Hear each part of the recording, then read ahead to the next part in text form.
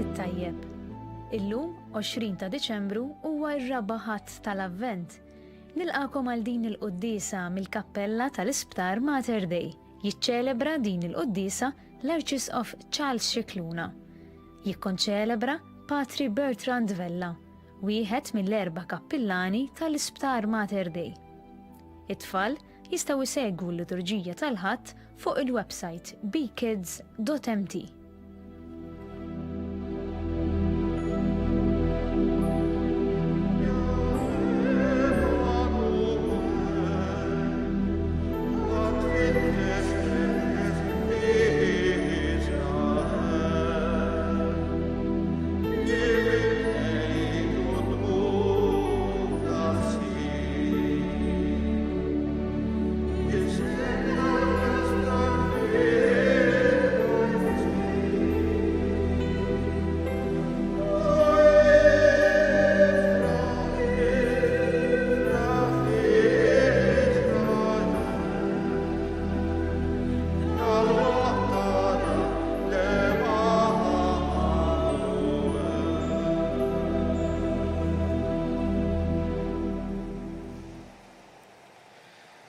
L-isem tal-Missier u tal-Iben u tal-Ispiritu Santu.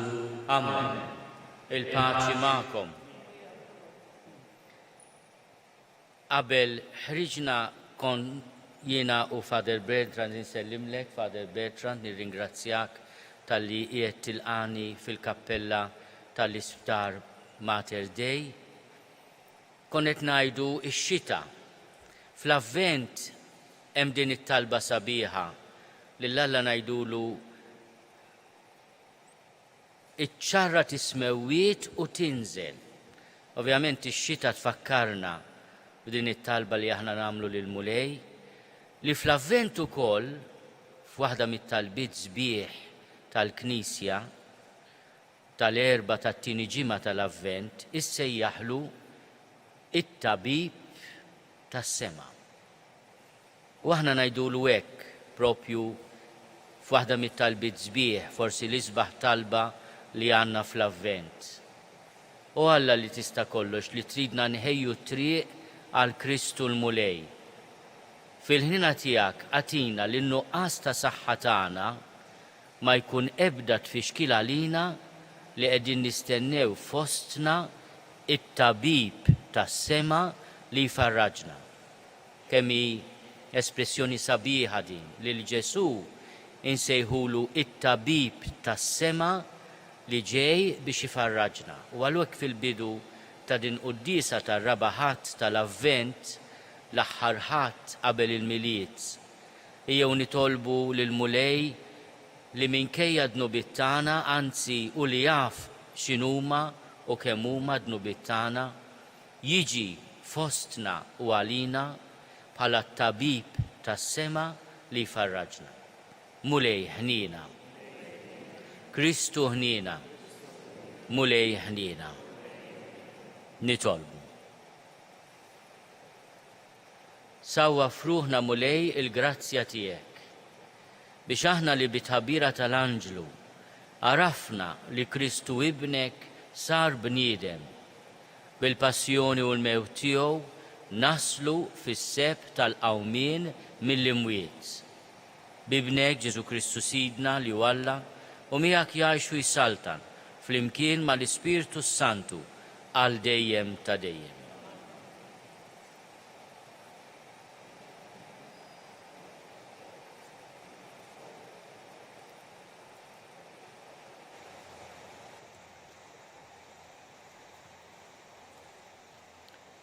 L-ewwel qari mit-tieni ktieb ta' Samwel. Meta s-Sultan David mar joqgħod f'daru u l-Mulej serħu mill-edowa kollha ta' madwaru, is-Sultan qal lil Natan il-profeta: Issa, ara, jien qiegħed f'dar taċ-ċedru u l-arka tal-Alla qiegħda f'nofs ta' tinda. U qal Natan lis-Sultan: Kull ma għandek fi ħsiebek li tagħmel mur għamlu, għax il-Mulej miegħek. Imma dak il-lejl istess ġiet il-kelma tal-Mulej lil Natan u qallu: Murajt lill-qaddej tiegħi David. Dan jgħid il-mulej, se tibnili inti dar biex noqgħod fiha? Ara, jien ħadtek mill-merat minn wara l-imrieħel biex tkun prinċep fuq il-poplu tiegħi Iżrael. Dejjem kont miegħu f'kull ma kont tidħol għalih u meta inti qritt l-għedowwa tiegħek kollha minn quddiemek. Issa jiena nibnilek isem kbir jiġbaħ l-ismijiet il-kbar li hawn fid-dinja. Nagħmel post għal poplu tiegħi Iżrael u nqegħdu hemm fejn jammar bla biża' u ma jaksuhx iżjed il-ħżiena bħalma għamlu dejjem.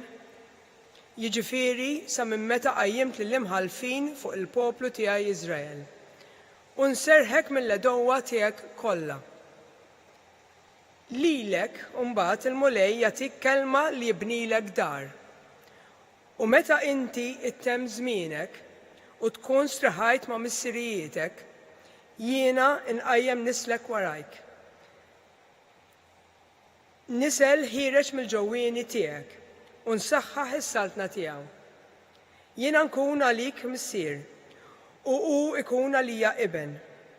Il-familja tiegħek u s-saltna tiegħek jeqgħu sħaħ għal dejjem qudiemi. It-tron tiegħek jeqpa' sħiħ għal dejjem. Il-kelma tal-mulej. Rodda ħaj.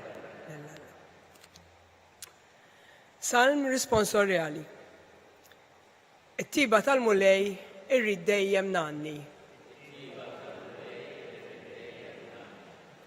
F'kull żmien ixandar fommi l-fedeltà tiegħek, għax jiena qed tjubitek teqpa' sħiħ għal dejjem bħas mowwiet li jint wettaqt il-fedeltà tiegħek. Ngħidu flimkien, it-tiba tal-mulej irrid dejjem nanni. Għamilt patt mal-mażul tiegħi, ħlift lil David il-qaddej tiegħi. Jien nagħmel li nislek jeqpa' għal dejjem u f'kull żmien jeqpa' sħiħ it-tron tiegħek. It-tiba tal-mulej irrid dejjem nanni. U sejjaħli int missieri u Alla tiegħi, fortizza u salvazzjoni tiegħi. It-tiba tiegħi nżomma fuq u għal dejjem u l-patt tiegħi miegħu jeqpa' sħiħ. It-tiba tal-mulej irrid dejjem nanni.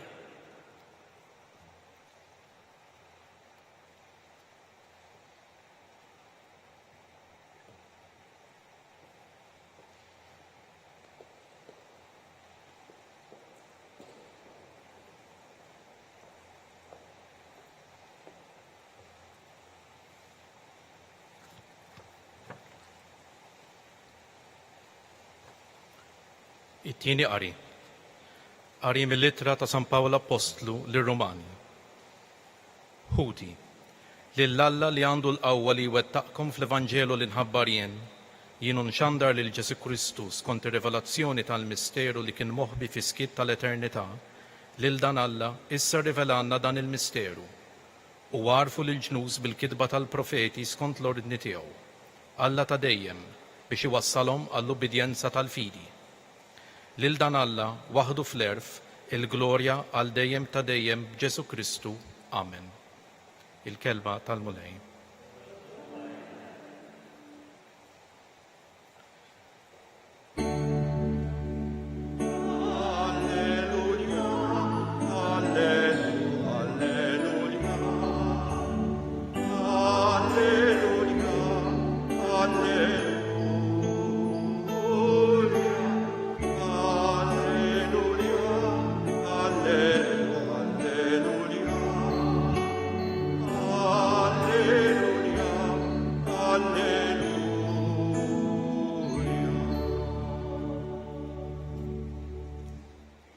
Ara, jiena l-qaddejja tal-mulej, ħajsir minni skont kelmtek.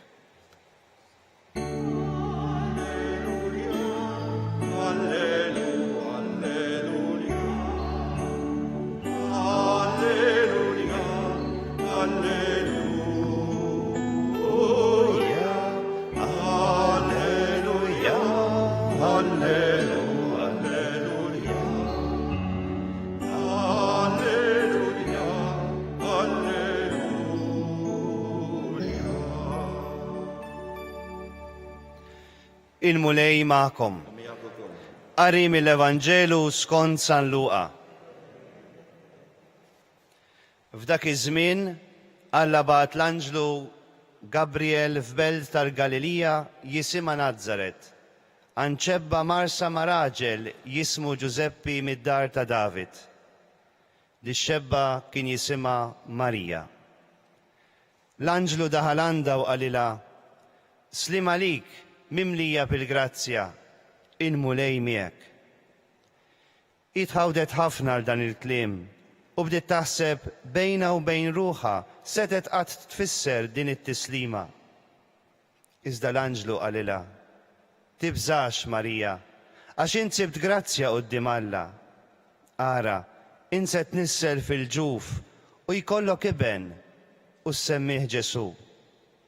U jkun kbir u jkun jissejjaħ Bini l-Oli.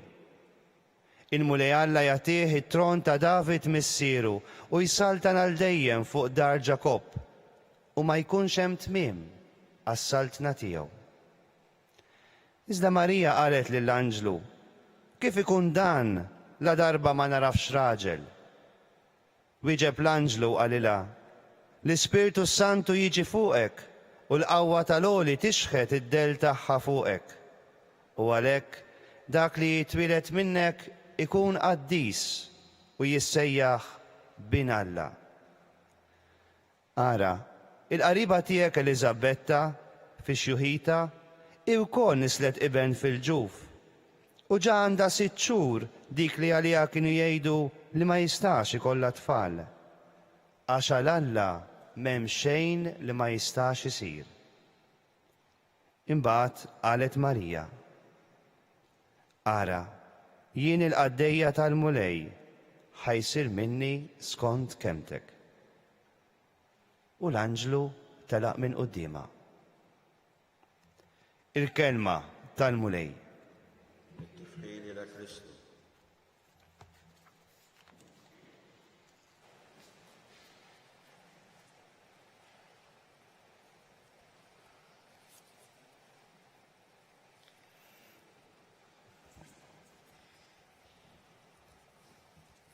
L-anġlu tal-mulej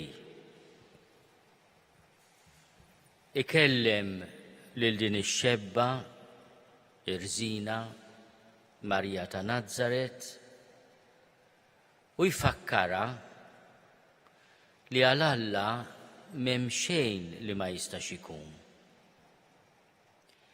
Il-Vanġelu ta' San Luqa meta jintroduċi lil din ix-xebba jgħidilna li kienet marsa ma' raġel jismu Ġuseppi mid-dar ta' David.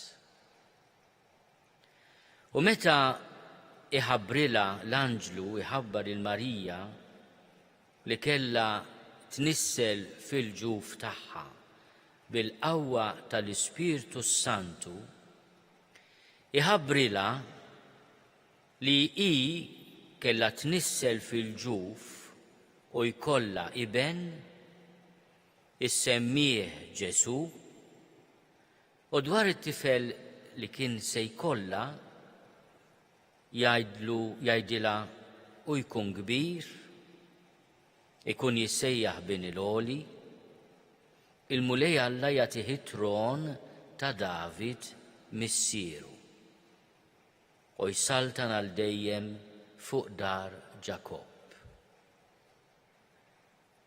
Id-dar, hawnhekk għandna id-dar ta' David, Ġuseppi mid-dar ta' David. It-tifel ta' Marija se jkollu it-tron ta' David missieru jsaltan għal dejjem fuq dar Ġakob. Id-dar mhux il-bini, id-dar hija il-qalba tal-familja li tħobb il-xulxin u tgħix fl-għoża ta' xulxin. Fl-ewwel qari smajna lil David, dan ir-re magħżul minn Alla, it-tifel iż-żgħir ta' Ġesse, Ir-raj mażul mill-Alla biex ikun re, minn raj isir re. Imma bħala re jibqa' r-raj tal-poplu tiegħu. Għandu l-missjoni li jieħu ħsieb id-dar tiegħu. U dan ir-re David li ġej mit-tribu ta' Ġuda, għalhekk id-dar tiegħu, it-tribu tiegħu ta' Ġuda, irid jibni dar tal-ġebel għal-mulej. Natan il-profeta tiegħu l-ewwel jinkoraġġih, jgħidlu ħaġa tajba.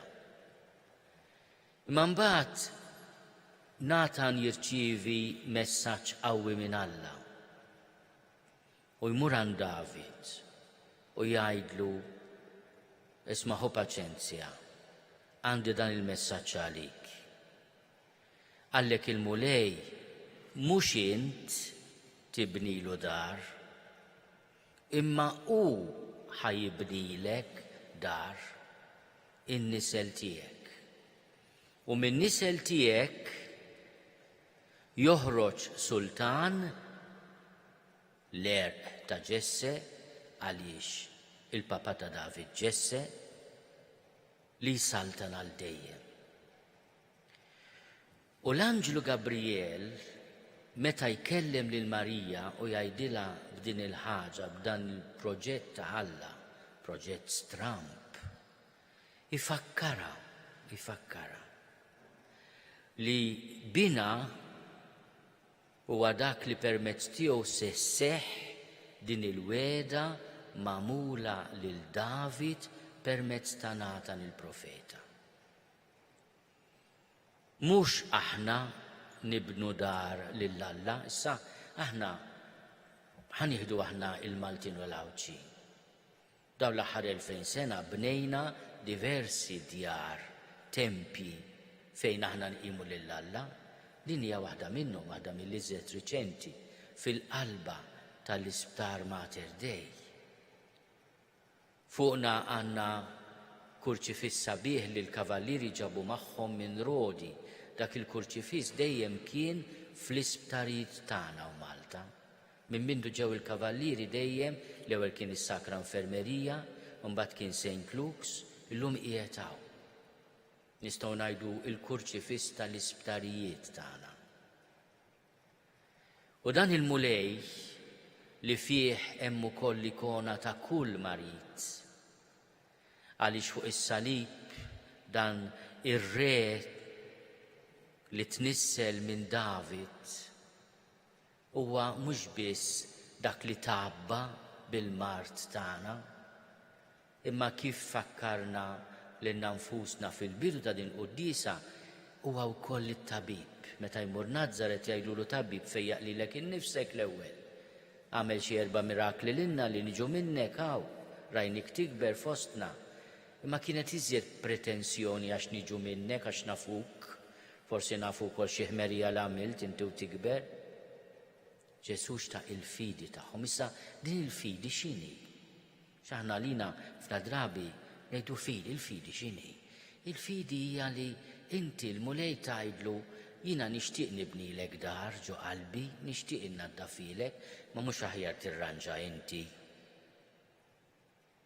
U l-messaġġ li qed jaslilna llum fl-aħħar ħadd qabel il-miliet huwa dan. Għal-Alla biżżejjed nirrepetulu it-talba li għallimna San Ġorġ Preka. Sinjur Alla, jiena għandi bżonnok. Nixtieq ikun ibnilek id-dar ta' qalbi, id-dar tal-familja tiegħi nagħmilha bloża, taf x'inti kemm hu diffiċli, taf mulej. Imma allura ħossib inti ibnilna d-dar. U l-kelma li tasal li l-kull wieħed waħda minna llum minant il-mulej li huwa marit u tabib. Hija din, toħodux tinkwetaw. Jiena ġej fostkom biex nibnilkom id-dar li hija l-qalb nadifa, il-familja mimlija boża, soċjetà fejn inħobbu tassew il-xulxin. Aħna nafu li f'dan iż-żmienijiet ta' pandemija id-dar tas-saħħa tagħna irid tassew jgħinna nibnuha il-mulej.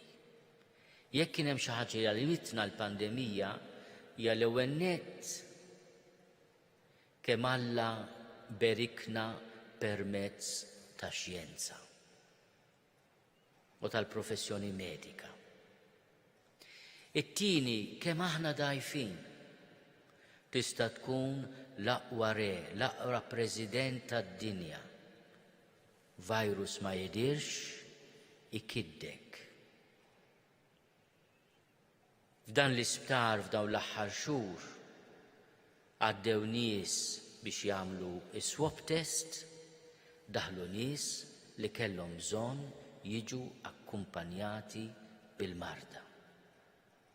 Uħud minnhom minn hawnhekk wassalnihom għad-difna.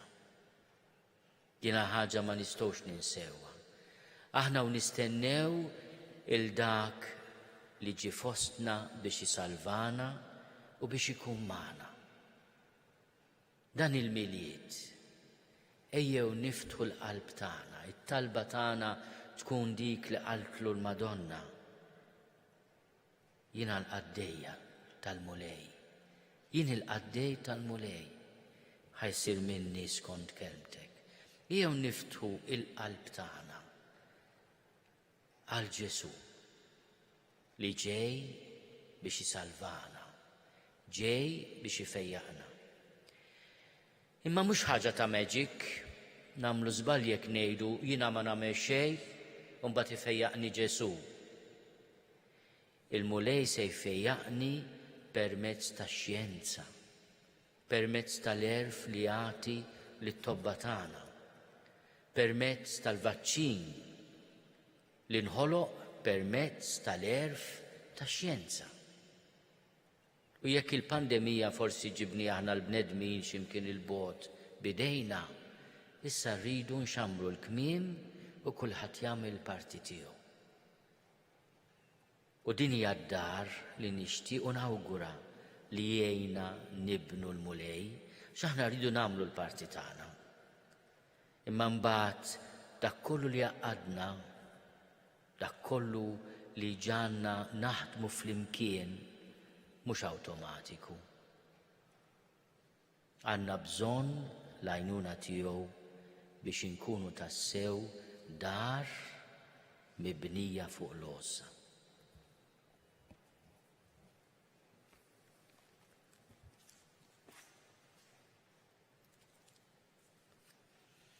Jiena nemmen f'Alla wieħed il-Missier li jista' kollox li ħalaq is-sema u l-art, dak kollu li jidher u dak li ma jidirx.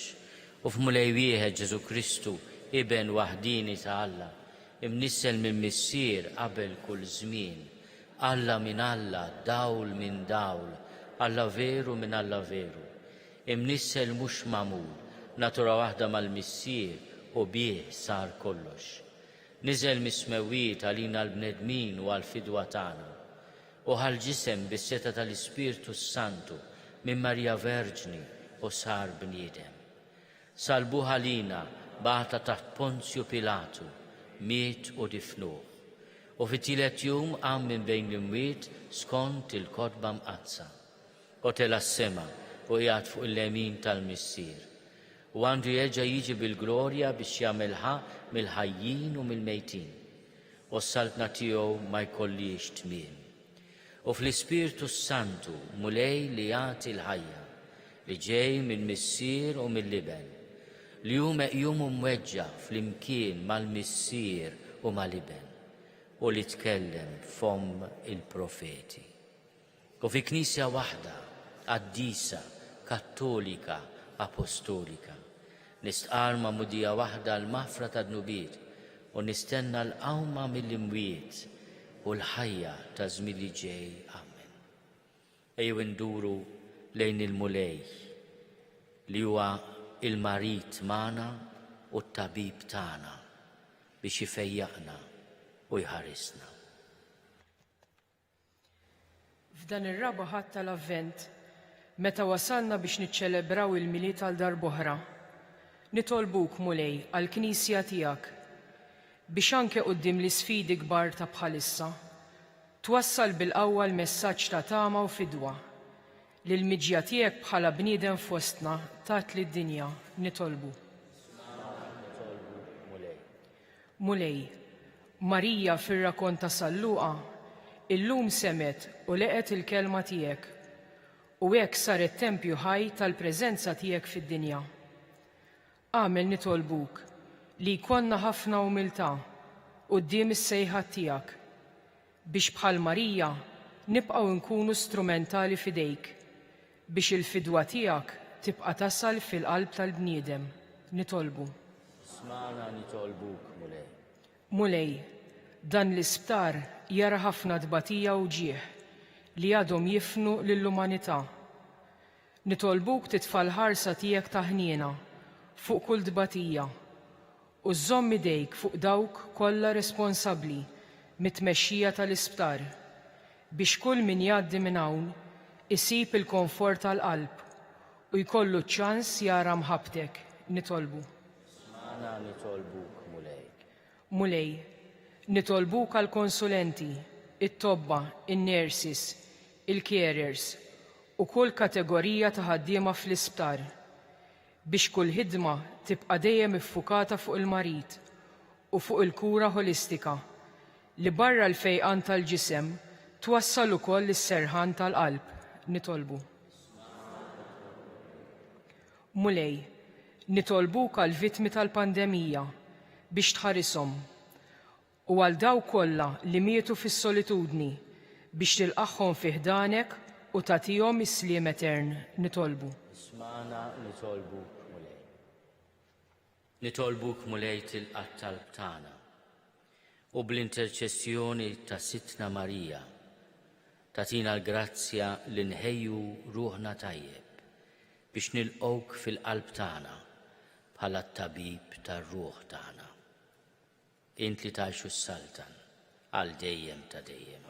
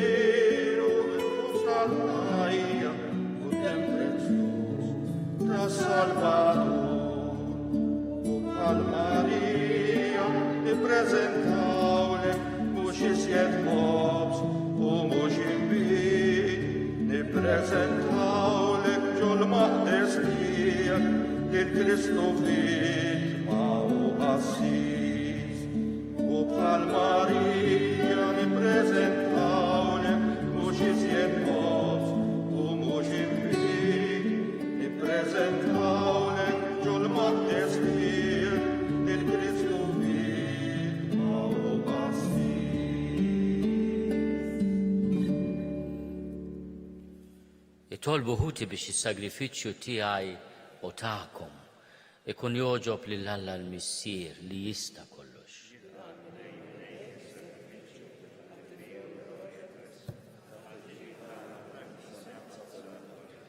Nitolbuk, Mulej, li dawn l-offerti li aħna ġibna fuq l-altar tiegħek jitqazzu mill-Ispirtu Santu li bil-qawwa tiegħu fil-ġuf ta' Marija Verġni tnissel ibnek Ġesu Kristu Sidna li għajxu jsaltan għal dejjem ta' dejjem.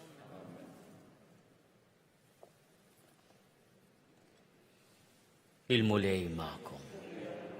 Nerfgħu lubna l fuq. Niżoħaj lill-Mulej Alla tagħna. Sewa u xieraq tas-sew, Mulej Missier Qaddis, Alla ta' dejjem li tista' kollox. Tajjeb u taġid tas-salvazzjoni tagħna li dejjem u kullimkien inroddulek ħajr bi Kristu Sidna. Li ħabbru l-profeti kollha fix-xandir tagħhom. l-om verġni stennitu bl-akbar ossa. Ġwanni ħabbru b'tifħir meta qorob u wrieħ meta wasal. U qed jagħtina li bil-ferħ nitħejjew għall-misteru ta' twelid tiegħu biex isibna nisru u nitolbu u nitennew fit-tifħir tiegħu. Għalhekk mal-anġli u mal-arkanġli, mat-troni u mad-dominazzjonijiet, mal-qtajja kollha tal-eżerċiti tas-sema, intennu l-innu tal-glorja tiegħek u ngħidu bla qiegħda. Qaddis, qaddis, qaddis, mulej Alla tal-eżerċiti, ismewtu l-art mimlija bil-glorja tiegħek, osanna fl-oli tas-smowiet, imbirek minn ġej fisem il-mulej, osanna fl-oli tas-smowiet. Qaddis tas-sewint mulej, inti l-għajn ta' kull dusija. Qaddis għalhekk nitolbuk dawn l-offerti bil-barka tal-Ispirtu tiegħek biex isiru għalina l-ġisem u d-dem ta' Sidna Ġesu Kristu. Li meta kien se jingħata biex minn rajh ibati, ħal-ħobs, ratti l-ħajr, qasam, tali d-disċipli tiegħu u qal, ħudu u kulu l-kol minn dan, għax dan huwa ġismi li jingħata għalikom.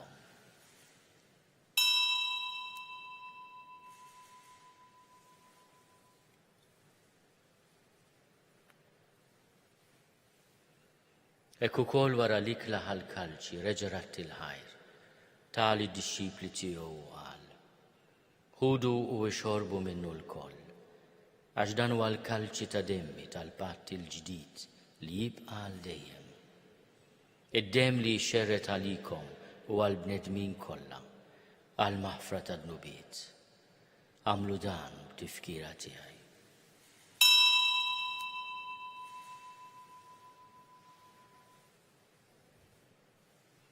Dan hu l-misteru tal-fidi.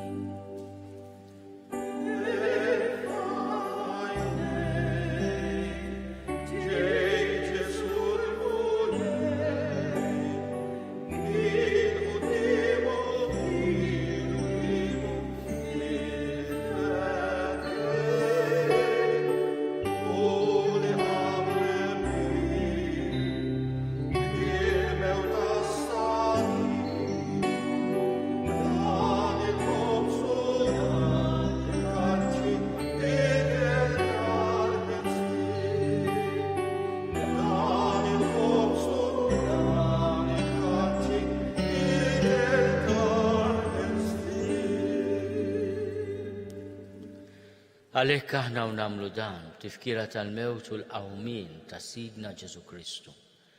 Nofrulek mulej il-ħobs tal-ħajja u l-kalċi tas-salvazzjoni.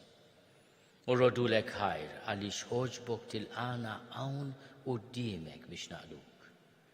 U miċ-ċokontana nitolbu li l-Ispirtu Santu jaqadna f'ġisem wieħed, lilna li nieħdu semm il-ġisem u d-demm ta' Kristu. Ftakar mulej fil-Knisja tiegħek imxelda mad-dinja kollha.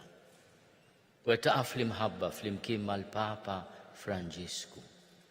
Miegħi għaddej tiegħek mingħajr ma jistħoli.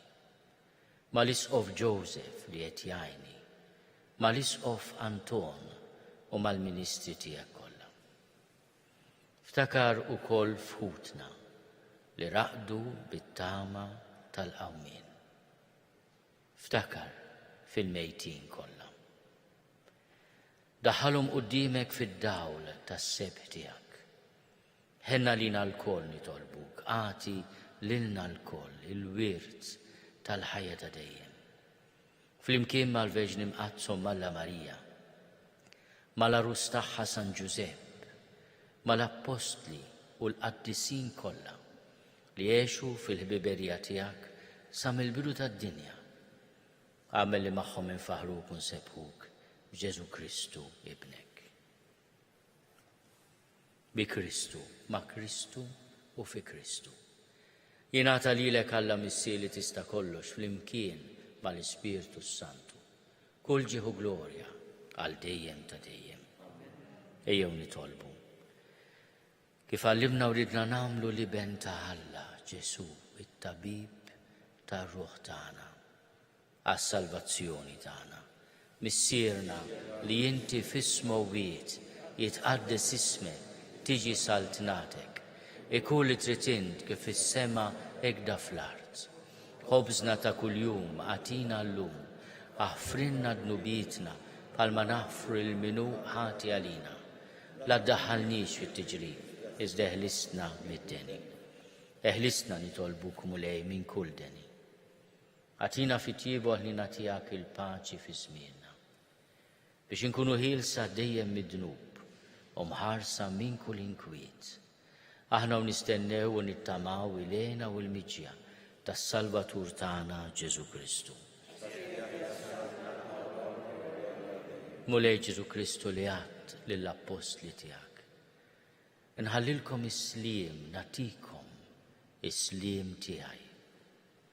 La tħares lejn dnubietna, iżda ħares lejn il-fidi tal-Knisja tiegħek. Għatija slimu laqda li jint trid fiha, int li tgħix u saltan għal dejjem ta' dejjem. Il-paċi tal-mulej tkun dejjem magħkom. Għatu l-paċi lil xulxin.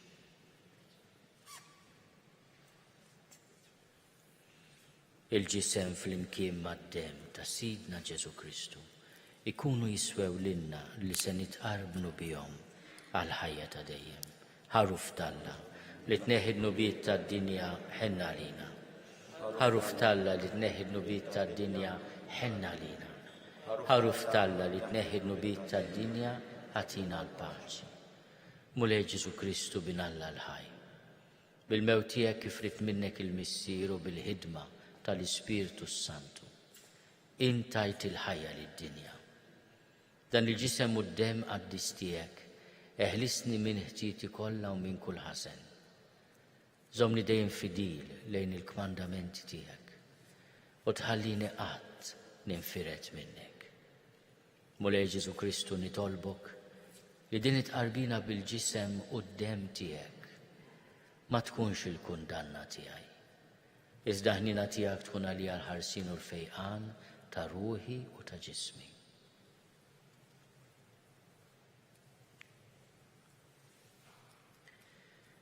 Danu l-ħaruf ta' Alla, danu it-tabib ta' ruħ tagħna. Ħenjin dawk li huma mistiedna għall-ikla tal-ħaruf. Mulej ma jistoqlix li tidħol taħt is-saqaf tiegħi, iżda biss kelma waħda u ruħi tkun infejqa.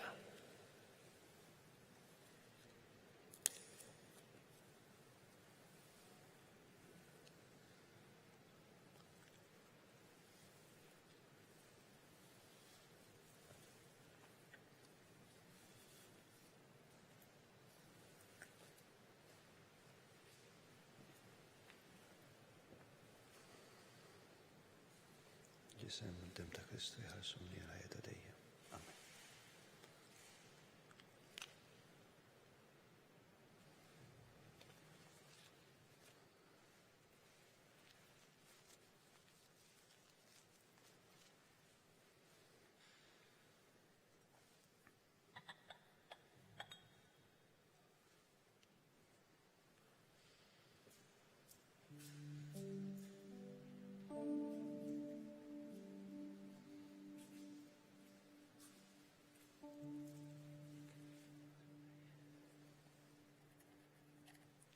Il-ġisem ta' Kristu. Amen.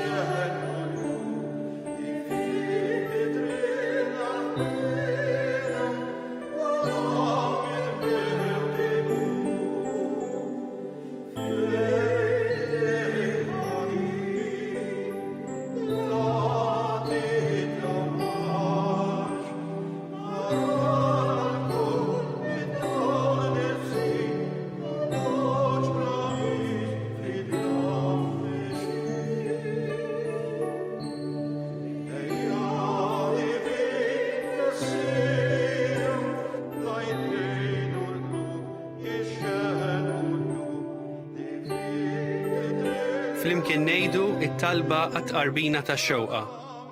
Ġesu, jiena nemmen li inti tinsab ta' bilħaq fis-sagrament tal-Ewkaristija.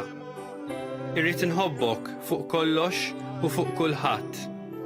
Inti taf li nixtieq nirċevik ġewwa fija. Imma ġala darba bħalissa ma nistax nilqek ġewwa fija sagramentalment, nitolbok li tiġi fija spiritwalment.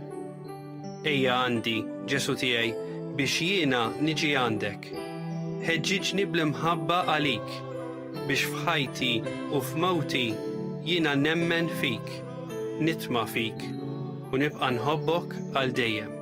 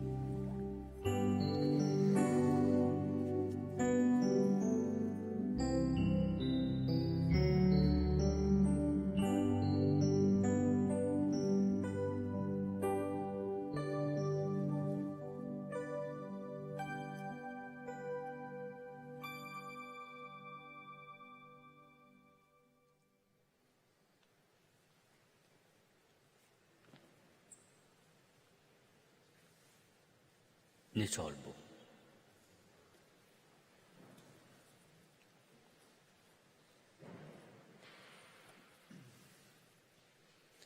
U Alla li tista' kollox aħna tqarbilna bil-ħobs tas-sema li hu r-ran tal-fidwa ta' dejjem. Nitolbuk li aktar ma joqrob il-jum tal-festa tas-salvazzjoni tagħna, aktar nikbru fir-rabta tagħna miegħek biex niċċelebraw kif jixraq il-misteru tat-twelid ta' ibnek, Ġesu Kristu Sidna, li għajxu jsaltan għal dejjem ta' dejjem. Nixtieq nirringrazzja ħafna l-awtoritajiet tal-Mater Dei Hospital tal-li għawna hawnhekk illum u minn hawnhekk nixtieq insellem lill-morda kollha tagħna f'dan l-isptar, fl-isptarijiet kollha tal-Gżejjer tagħna, fir-residenzi tagħna fid-djar. Jalla li dawn il-jiem ma ninsewx li l-mulej jitwielet fejn inkunu, se jiġi l-qana fejn aħna, imma b'mod speċjali fejn hemm it-tbatija. Hemm kalamita l-mulej fejn hemm it-tbatija. U għalhekk il-barka tal-Knisja tasal fid-djar u fil-kmamar tal-isptarijiet tagħna u twassal il-faraġġ u l-barka tal-mulej it-tabib tar-ruħ. Il-mulej magħkom. Iberikkom Alla li jista' kollox, il-Missier u l-Iben u l-Ispirtu Santu. Morru fil-paċi ta' Kristu.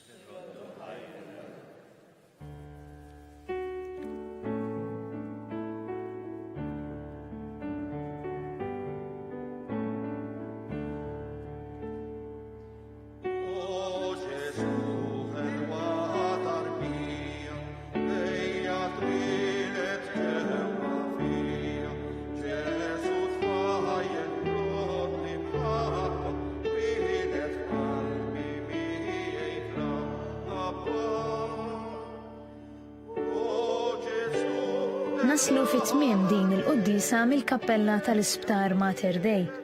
Infakru li d-dispensa tal-obbligu tal-quddisa tal-ħadd għadha fis-seħħ u għalhekk nappellaw lil persuni vulnerabbli biex isegwu l-quddisa mid-dar u biex il-koll inkomplu nosservaw b'attenzjoni il-miżuri għal ħarsien tas-saħħa. Min jixtieq jgħin lill-Arċidjoċeżi ta' Malta tkompli ħidmieta fis-soċjetà huwa mistieden jagħti donazzjoni online jew permezz ta' ċekk indirizzat lill-Arċidjoċeżi ta' Malta. Aktar dettalji issibuhom fuq knisja.mt/donazzjonijiet. Aħna nkunu magħkom għada filgħodu fid-9:30 quddisa bis-sem ta' tfal inkluż il-purċissjoni tal-bambin. Il-kumplament tal-ħadd it-tajjeb.